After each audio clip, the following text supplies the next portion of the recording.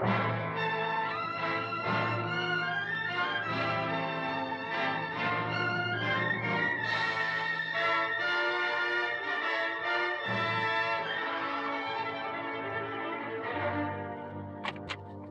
come right in, Miss Green. Put on your glasses, sit down, and take an epic.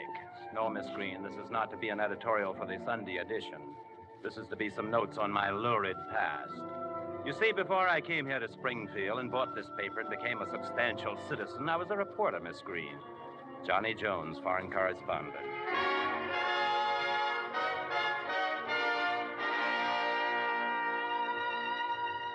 That was long before there was even a phony war. I was sent to Europe to meet a man called Van Meer, known as the Strong Man of Holland. He had been one of the signers of a secret treaty between Holland and the Allied powers. I was to get Van Meer to talk and to tell me what was in that treaty. My wife's maiden name is Carol Fisher. Her father was head of the Universal Peace Party. I met Carol over there and fell for her like a ton. When she went down to Amsterdam with her father, I went too. There was a conference there, and I intended to kill two birds with one stone. For Van Meer was to be the principal speaker. I had met old Van Meer in Paris, so I didn't have much trouble nailing him when he got out of a cab in front of the conference building and started up the steps. He didn't seem very happy to see me. Why, Mr. Van Meer, how are you? We somehow seem to lose each other, sir. Don't you remember me? I'm the American reporter from New York. He seemed anxious to get away from me. Seemed not to remember me. Just then a photographer jumped out in front of him. Hold it. Picture. The guy pointed his camera at this Van Meer, and Van Meer's eyes got very big. And then I saw the gun in the photographer's hand. It went off then.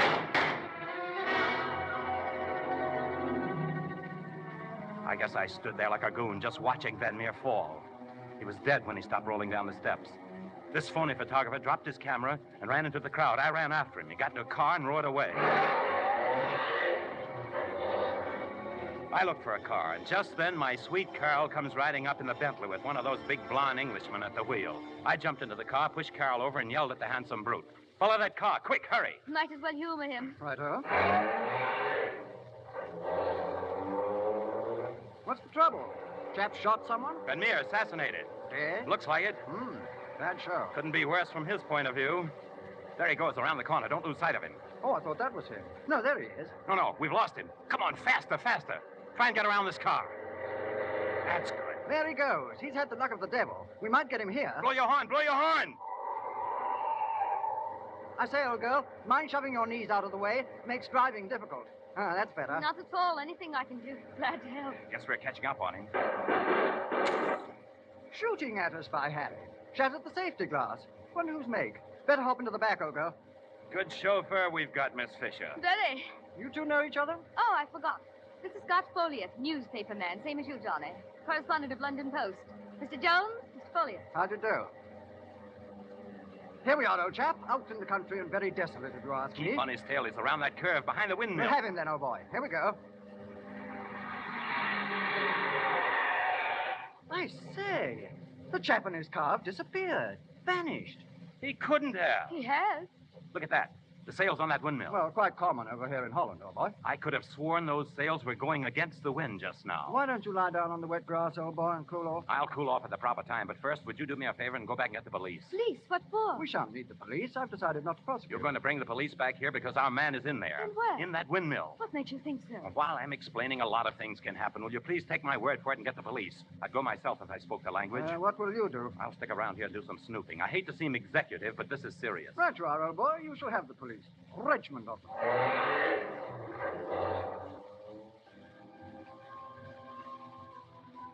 There I was on a lonely flat plain with nothing but a windmill for company. Suddenly the mill stopped, and the sails reversed themselves against the wind. At the same time, I heard the drone of a plane. Then I knew. The reversed sails were a signal. The plane came into land. I crept up to the mill. There was a shed there, and in it the assassin's car. I went back and into the mill. Then I heard muffled voices. I crept around some more and found a wooden staircase. I went up. There was a door with a key in it. I heard someone coming after me. I pushed backwards into the room, closed the door. I was in the transmission room, the room with the wooden gears connected with the big sail outside. I stood there listening.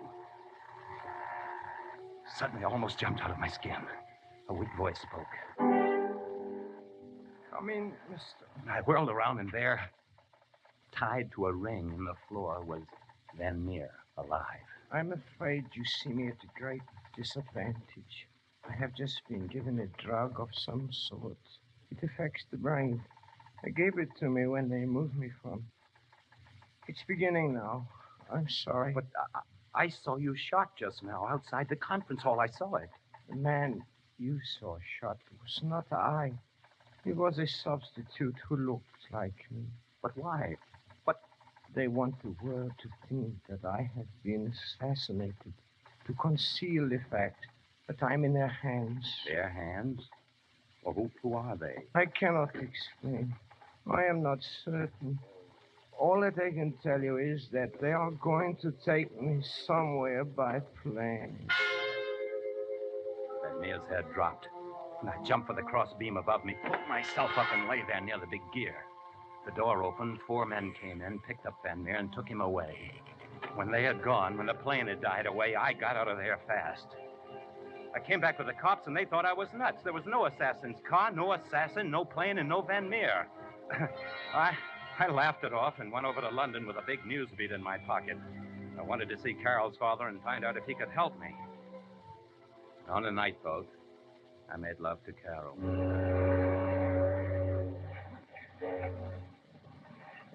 Penny for your thoughts, Johnny. I was thinking of those guys who came into the mill and took old Van Meer away. They sounded like Nazis to me. Oh, imagination. Maybe, darling, maybe not. I got one good look at the leader's face, and, well, it wasn't from the County Cork.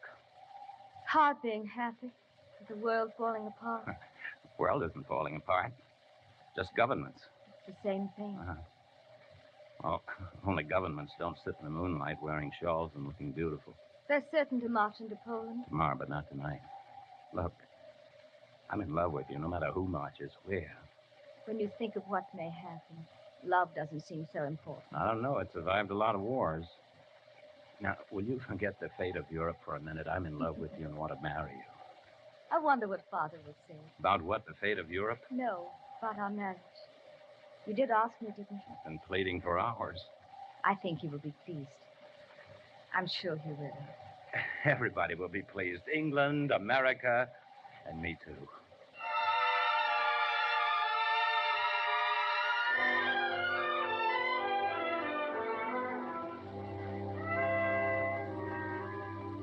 We got a Fisher's house in London, and I was feeling just like a guy whose daughter is about to tell her father that you want to do that serious thing. The butler opened the door, and there was my future father-in-law having breakfast with a man whose face was the face that led the guttural voices up to take Van Meer away from the mill. Carol, my dear, what a pleasant surprise. And you didn't even wire me. Father, I hope you don't mind us barging in like this. Johnny brought me over on a boat. Mr. Krug, how nice to see you again. Oh, but of course you haven't met Mr. Jones.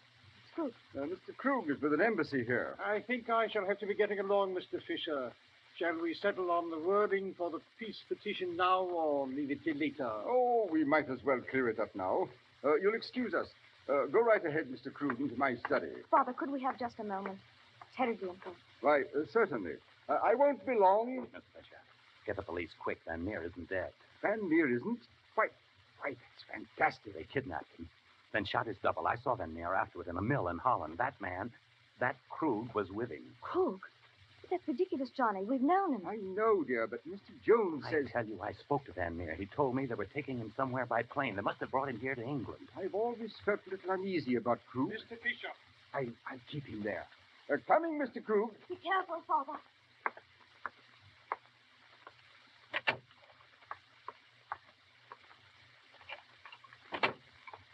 Mr. Jones has just suggested that I turn you over to the police, Mr. Krug. Mr. Jones seems to be something of a troublemaker. I thought you said he'd been taken care of by our agents in Amsterdam. I thought so, too, but perhaps Miss Fisher being with him caused complications. It would have been ideal if she had been in our confidence. So deuced inconvenient his coming here. Dash it all, he's in my home. He must be stopped.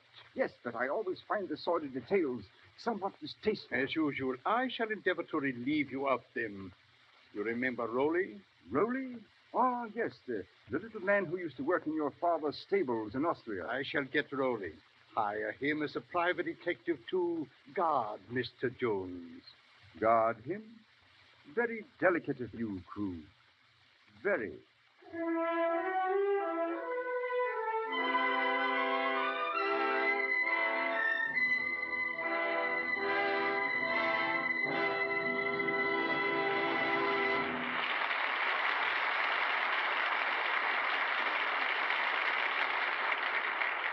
just a moment, you will hear the second part of Academy Awards. Delightful Squibb Dental Cream is a member of the great family of Squibb products that every member of your family will enjoy using every day. Youngsters and grown-ups alike find it so refreshing. Let it linger on your tongue for just an instant and note that spicy tang of mint. Fragrant, frosty, you can taste the refreshing difference when you use Squibb Dental Cream. Let its pleasantly brisk action wake up your whole mouth. Leave it tingling, alive. You can feel the refreshing difference when you use Squibb Dental Cream. And soon you'll see a refreshing difference in your smile. For the polishing agent in this quality dentifrice is one of the safest, softest, yet most effective known to dental science. So begin tomorrow to brush your teeth with Squibb Dental Cream. Then you'll enjoy all three ways a fine dentifrice can serve you. You'll taste, feel, and see the refreshing difference. Use Squibb Dental Cream.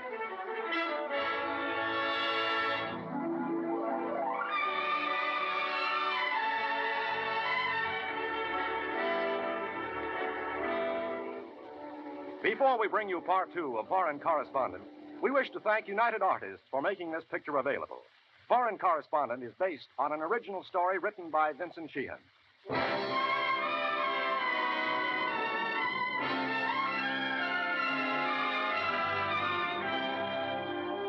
And now, the House of Squibb presents part two of Academy Award, starring Joseph Cotten in Foreign Correspondent.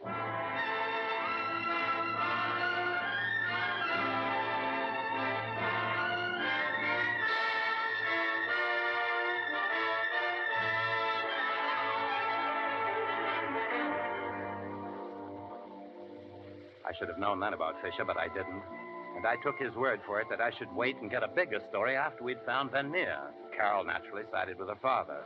She was afraid to let me go out alone, and Fisher put on his boogeyman suit and scared me, too. He sold me on the idea I needed a bodyguard, and that's how I got Rolly. I didn't get wise to him even when he pushed me in front of a truck.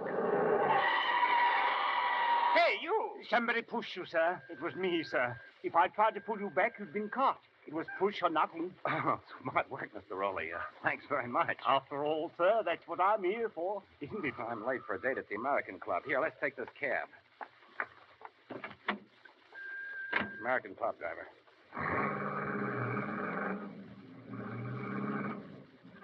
I'm not certain, sir, but I've an idea that two men have just got into another cab to follow us. Oh, I can't see any other cab. I'm not certain, sir, but I'm sure I saw them. We might give them the slip if we go the long way around. Better stop here, sir, and we'll change cabs. Okay, stop here, driver.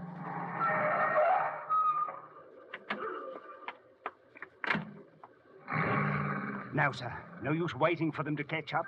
Our job is to give them the slip. What? Let's get another cab, then. Wait a minute, sir. We're in front of the cathedral. Well, let's go in there. Do you mind not going in, sir? I saw by the notice that it's a requiem mass. Oh. I hates to be so fussy, sir. I say, look at the sign, sir. The lift takes you up to the tower to see the magnificent view, and then there's sixpence. Well, let's go up and look at the view, then. Come on.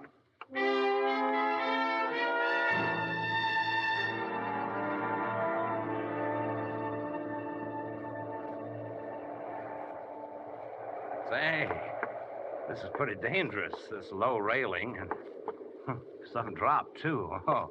You better be careful, sir. I was a bit scared when you leaned over just now. I was once with a chap on a bridge in Switzerland. He had a very nasty fall, killed him stone dead. Always made me a bit nervous since. Well, let's go down. I got a lunch date. Don't go down yet, sir. Oh, just a moment, sir. I believe that's the Horse Guards from Buckingham Palace approaching, sir. A rare and unusual sight. You're in a bit of luck, sir. Where? I can't see them. Straight down, sir. You'll have to lean over a bit, sir. Oh. See them, sir? Oh, yes, I see them now. Quite a sight, sir, eh? Quite a sight, sir. Here you go to join them, sir.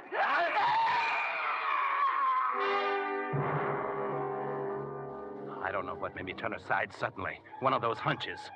But just as I did, Rowley, with his hand stretched out to push me, went hurtling by and over the rail and down to a horrible death before the crowd below. The thing that sent chills up my spine was that I knew then that Carol's father had tried to have me murdered.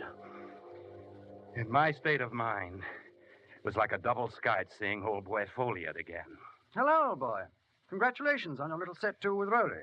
How'd you know about Rowley? Rowley and Fisher, old boy, and the fellow with the high-necked sweater. Matter of fact, followed them here to London. I see. Then you believe me now about Van Meer? Oh, of course. I'd suggest we work along from here together, old boy.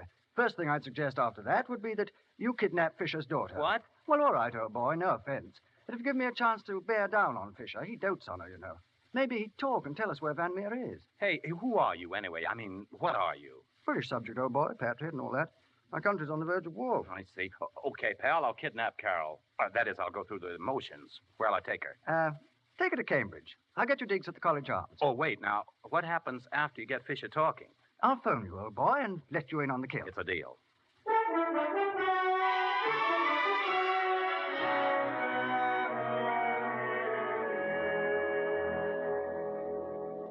Johnny, what's the matter with you? Oh, nothing. I'm just relaxing here in the College Arms. You'd better be nice or I'll send you back to your own room without supper. Okay.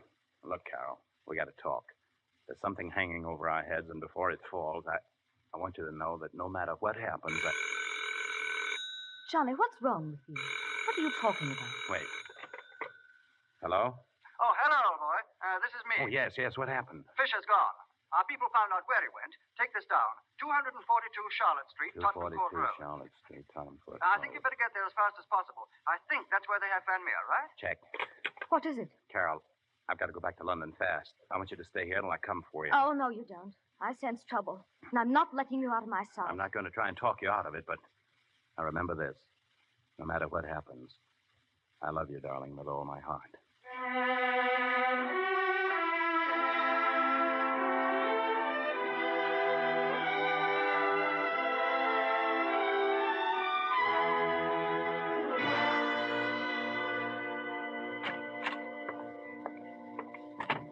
Where is Van Meer?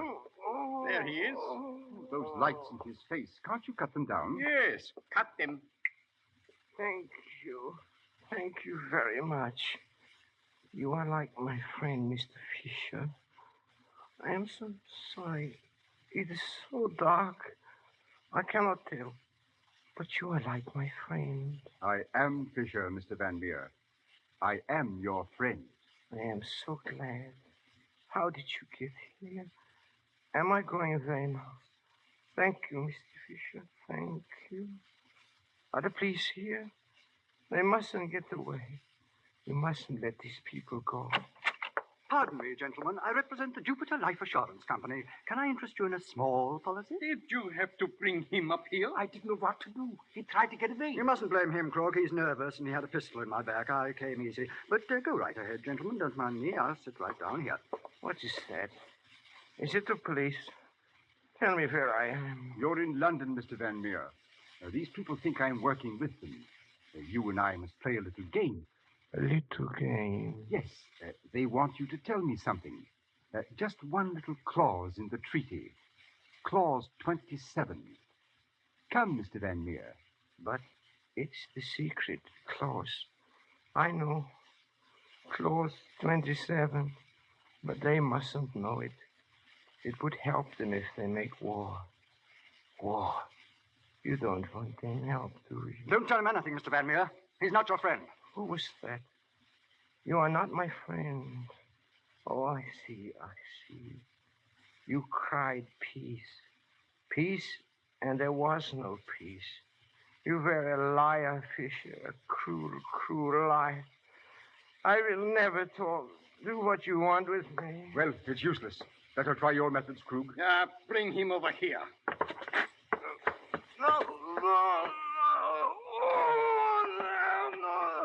No more of that. I talk. Then talk.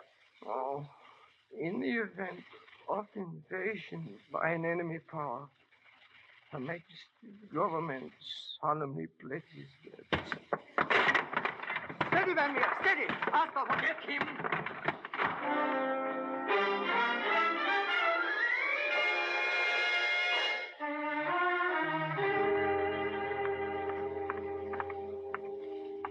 That's the number, but it's a restaurant. And Doc. Folliot wouldn't kid me.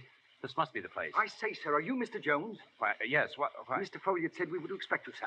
We shall get a signal from Mr. Folliot any moment now, sir. Say, what is this? Who are you and who is Folliot? Sorry, sir, but Mr. Folliot will explain. That is, if Mr. Folliot is still alive. There it is, sir, the signal. Stay here, Carol. No, my father is in there, too. I heard what Scott Folliot said to you on the phone. I'm coming. Come on, sir, we're closing in. Carol, you're not coming. Darling, I love you, but I've got to do this. No! Right into my arms, sir. I had to do it. Had to sock a holder. I'm going in.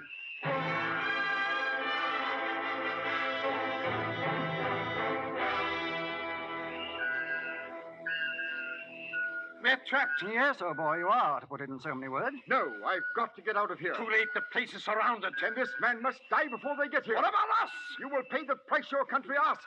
The work is not finished. I must go on. Very well. Sorry, Folliot, this is war. Think nothing of it, old boy. Go ahead and shoot. No, I'd feel silly if I were you, Krug. Taking the rap, holding the sack, as it were, for Fisher. He wants to sell out so as his daughter won't find out he's been a Nazi spy. So the daughter, eh? Do as you're told. That's an order, crew. Why should we die and let you get away because your daughter doesn't know about you? I have a daughter, too, in the homeland. Shoot, you fool. Quickly. Yeah, I shoot. Stand where you are, all of you. Drop those guns. Folliot, you all right? Hello, old boy. Mighty happy to see you. Fisher. Been shot. Yes, old boy. I talked Krug into it. He's dead. Yes. Take those people away. Van Meer. He's just barely alive. But he didn't give us away on that treaty. Was Fisher really... Yes. He was in charge of those Nazis. Carol? Oh, innocent old boy. Doesn't know a thing. What am I going to tell her? Fisher was a Nazi, though only half German. She's all English, old boy. You could tell her father came here to talk to Van Meer and was trapped. That true? Well, yes, old boy. Only it was we who trapped them. And who are we? British intelligence, old boy. Better get to a cable office. You have a whale of a story for your paper. Yeah, and a whale of a story to tell Carol, too, old boy.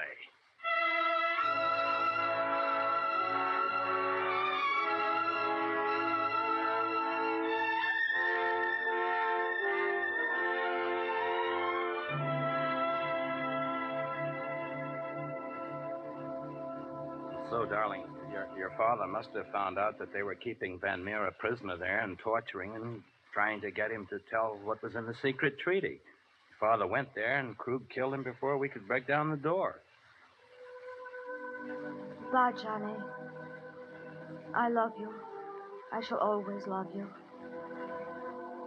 Now, goodbye. What are you talking about? Goodbye. I know you love me, too. That's why you're lying to me. My father was a Nazi agent, and he was shot by Krug, his subordinate. But you didn't know your father was... No, I didn't. Not until he hired that man to try to kill you. Then I began to suspect. When I heard Folliot call you at Cambridge, I knew. That's why you came with me. Yes. I was going to try and talk you out of going in there. I was going to try and make you go back to America before you knew. I am going back to America. Oh. Oh, yes, of course. I'm going back with my wife. Johnny. Carol, my darling, you couldn't possibly help what your father was or did. Now, come on. I've got the tickets, and you'll start all over again back in America. No, Johnny, no. Killing is just beginning. England is at war tonight, and I'm going to stay and help make up to her some of the things my father did against her. After the war, if we're still alive, my darling, come back to England and ask me again to be your wife. I see. I guess I see. All right, darling. I'll be getting along on my boat. Until tomorrow, Johnny. Whenever that will be. Yes, darling. Until whenever that'll be.